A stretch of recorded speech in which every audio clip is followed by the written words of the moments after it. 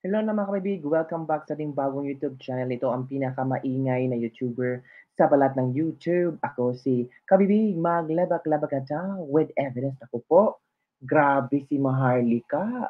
Kasi may connectionist pala itong si Maharlika kay Donald Trump. Ano ba yan, Kabibi? Anong chismis na yan? Kasi plano ni Maharlika na ipapadala niya ang pulveron video ni PBBM kay President Trump. Nako, ito na ang kinatatakutan ng mga loyalista at talyanista at mga goldinista na posibleng hindi na mabigyan ng pagkakataon ang mga frozen assets na let it go, let it go. Frozen na frozen. Kaya nga kabibig may plano si Maharlika na kanyang isusumite, kanyang isend via email ang luggage, nako may pera sa luggage, at saka ang polvoron video doon kay President Trump. At knowing President Trump at Pangulong Duterte ay friends pala itong dalawang ito. Opo, si BBM Kabibig, ay nako, nag-congratulate na si BBM kahit hindi pa tapos ang eleksyon. Ramdam kasi ni BBM ba na parang iba na ang ihip ng hangin ngayon na parang patalo na si Kamala, Kamala, Kamala. Kaya nagpaabot ng tawag dito, congratulation. Nag-congratulate si Pangulong Bongbong Marcos sa victory ni Donald Trump. Kahit hindi pa yun natapos ha. Sabi niya dito, I have personally met President Trump as a young man, so I know that his robust relationship will result in a better future for all of us. Oy, excited na si BBM na makipagtrabaho kay President Donald Trump. Paano yan mga kabibig? Excited na siya. On the other hand, mga kabibig ay nagpaabot na rin ng congratulate si former President Rodrigo Roa Duterte. Sabi ni PRRD, Excellency, I extend my warm congratulations on your election as President of the United States of America. I hope your new mandate will bring renewed optimism and strength to the American people during these challenging times. I look forward to the success of your administration and to share our shared aspirations for greater peace and prosperity for our country and peoples. Please accept the assurance of my highest consideration. Yan na, nagbabadya na si Pangulong Duterte. Nako, iba talaga si PRRD.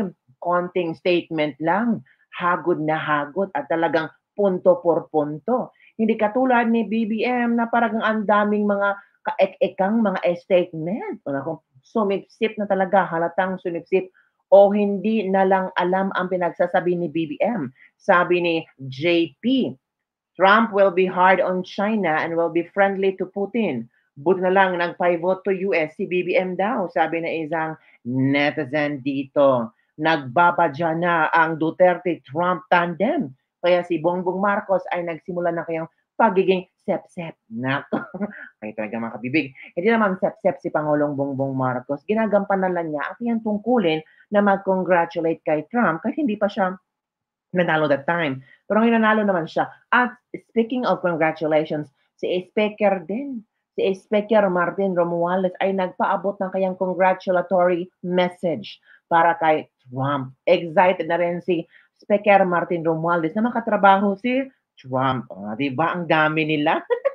Eto na. Eto na ang video ni Maharlika na excited na rin na mag-email, mag-send ng email kay President Trump, mga kabibig. Naku, kung ano kayang mangyayari kung makita ni President Trump ang Polvoron video.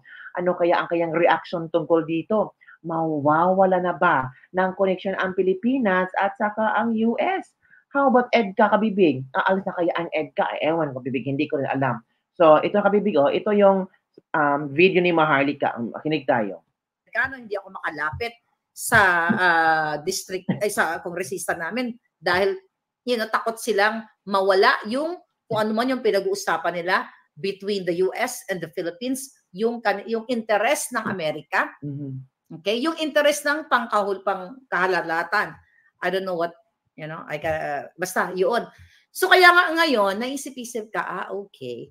So, since projected winner na si Trump, ayaw ni Trump ng polboronic. Ayaw niya ng adik. Hala ka. So naisip ko, lahat ng email ng Trump campaign, ng Trump, lahat kung sino hanggang sa apo-apo ni Trump, I will send the polboronic video and the authentication. How about that? Hala. Ano? Ilagay natin. Isilyado natin para pagdating ng pag-upo niya sa January, tignan natin kung ano ang magagawa. For sure, baka mag-plastic yan sila Lisa Tanas. At yung si Bangag, baka magbati-bati. Congratulations, President-elect Trump. Lisa Tanas. Hala. Ibibigay ko sa Trump campaign yung picture nila Ozat, Mitch Lorenza, ano apelyido ni Mitch? Basta yung Mitch sa kasabwat mo, nakalimutan ko na pa apelyido na. Hala. Sila James Lorenzana, Mitch Lazaro, okay? Altenco, ipapakita ko lahat yung bribery mo, Lisa, yung kidnapping mo, yung mga audio mo. I'm thinking right now na i-compile ko lahat yan. Ipo-forward ko lahat yan ng kababuyan ninyo. Hala. Especially ang authenticated na sumisinghot si Bangag Jr. Hala.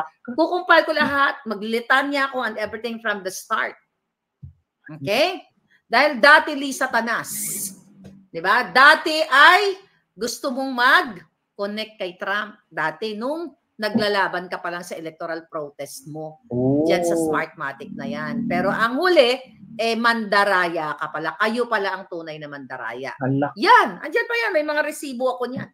May mga message ka pa sa akin, Lisa Tanas. Ipo-forward ko lahat yan. Hala. Para pag umupo siya, alam niya na ang presidente ng Pilipinas ay addict. Hala. How about that? At saka yung heavy luggage. Hala, heavy luggage. Ipo-forward ko lahat yan. By hook or by crook. Kung kailangan gumapang ako, papuntang mansyon ni Trump, gagawin ko. Hala. Pati ang pandaraya mo Lisa sa eleksyon. Andyan si Attorney Glenn Chong naman ang may role niyan. Dahil siya ang may alam talaga dyan. Technically, alam ni Attorney Glenn Chong yan at siya mismo ang buhay na witness. Hala ka. Habang nanonood ako kanina ng speech ni Trump, sabi ko, Bangag, this is it. Hala. Okay? This is it. Po-forward ko sa Trump campaign ang pagiging addict at lahat ng mga pinorward sa akin ng mga puting ahas na yung iba hindi ko pwedeng i-forward for, for security reason dahil ayaw pa ipa-forward ng ating mga puting ahas sa Malacanang. I will do the honor. Hala ka. Diba? Para batayan mo lang puting. Hala ka. Paano yan? Dahil ngayon, yung ginagawa sa Quadcom, okay? Ang ginagawa sa Quadcom ay puro ka babuyan. Lahat ng kababuyan ninyo kailangan malaman. Para hindi si Trump mag-ano sa inyo. Yung gobyerno ng Amerika, malaman kung anong klaseng gobyerno ang dinidil nila. Nako Mafia. Nako po. Diba? Mafia ang dinidil nila. Tignan natin. Okay? Tignan natin kung ano sa tingin nyo, anong gagawin natin sa mga hinayupak na to. Nako. Palayasin ng EDCA. Okay? Nako. Melvin Lakindanom, ayan, thank you so much. Wilmer Lacar. Nako po, kung mangyayari yan, kung mabasa at makita ni Trump yung email ni Maharlika kasi gagapangin ni Maharlika hanggang kahit pupunta siya sa mansion ni Trump, kakayanin dapat daw gawin ni Maharlika. Nako, paano yan? Knowing Maharlika, may mga connections din yan. So, malalaman ni Trump. Well, depende na kay Trump kung maniwala siya kay Maharlika o hindi. Pero I know Trump is very vocal na ayaw niya sa mga adik. Paano na yan? Trump vows to stop wars, including if ever in the Philippines. Nako, ayaw ni Trump na mga adik daw. Paano na lang yan kung makauna si Maharlika? Paano lang kung mabuksan ni Trump yung email ni Maharlika o kung sino mang related or close kay Trump, tapos i-share ito kay Trump? Nako, paano yan? Tapos kontakin niya si Pangulong Duterte or baka ngayon ay may contact na o nagtawagan na itong si Trump at si Pangulong Duterte knowing medyo close sila. At sasabihan ni Pangulong Duterte, ito na yan sa Pilipinas ngayon, ikaw na ang presidente ng Amerika. knowing America and Pilipinas may close ties. Paano na yan? Nako, delikado, ang daming kontra. Naku, paano yan? Paano kaya lulutasan yan ni BBM? Knowing Maharlika, gagapangin daw niya. Hanggang mabasa, makita ni Trump lahat-lahat. Naku po continue. Janet Celeste. Masabi Maharlika. Maaga yan, ma'am. Okay, let's vote in, sabi ni Melody. Garen Mijares. So, ano gusto nyo? So, dahil yung mga alay si Trump, I'm not sure kung yung kaso ba niya sa Smartmatic, hindi ko na-check, di ba? Kinasuhan din niya si Trump eh. Ayan, makikita yan, si Lisa Tanas, nakipag-aliado sa Smartmatic, ay, nakipag-aliado, nakipagsabuatan. Yan yung mga dapat malaman nitong papasok na ano na to na gobyerno ni Trump eh. Kasi ang dami, pero yung authenticated talaga na pulboronic ni Bangag, yun yung pinaka-importante. Kailangan ma-forward. Kung ngayon pa lang, excuse me, bago pa ma-certify yung ano na yan, electoral votes na yan, okay? Papaano na natin sila? Papaano na natin? Ano yan natin? Dahil lang. Ipapadala na natin yan kay Trump. Okay? Doon sa mga sa mga palangga ko na undocumented, huwag kayo matakot doon. Yun, kabibig ha. Yun ang sinasabi ni Ms. Madam Maharlika na kung saan ay handang-handa na siya. Ngayon pa lang, i-email na natin ang Trump team. Ipadala natin ang Polron video ni Bangag Jr., lahat ng ebidensya sa smuggling, bribery, Lisa's kidnapping, electoral fraud, at lahat ng kapabuyan ng Marcos admin. Game, yan ang kanyang post sa Maharlika Network. Ito naman ang komento ng mga netizen natin ha. Ito sabi President Trump, please help the Philippines and the Duterte family. Go, go, go, Miss Idol Maharlika. President Sir Ronald Trump, please help the Philippines. Duterte also family. Ito pa. Yeah, Miss Maharlika, please. President Trump, victory is a hope to us a Filipino now. Go, go, Maharlika, para malaman lahat ni President Trump at ang Polvoron video ni BBM. Nako, ni Bangag Jr.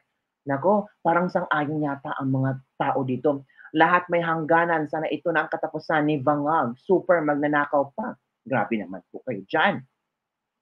Good idea ni Ms. Maharlika. Suportahan ka namin. Game na. Gapangin mo, Maharlika, para matapos na itong administrasyong ito.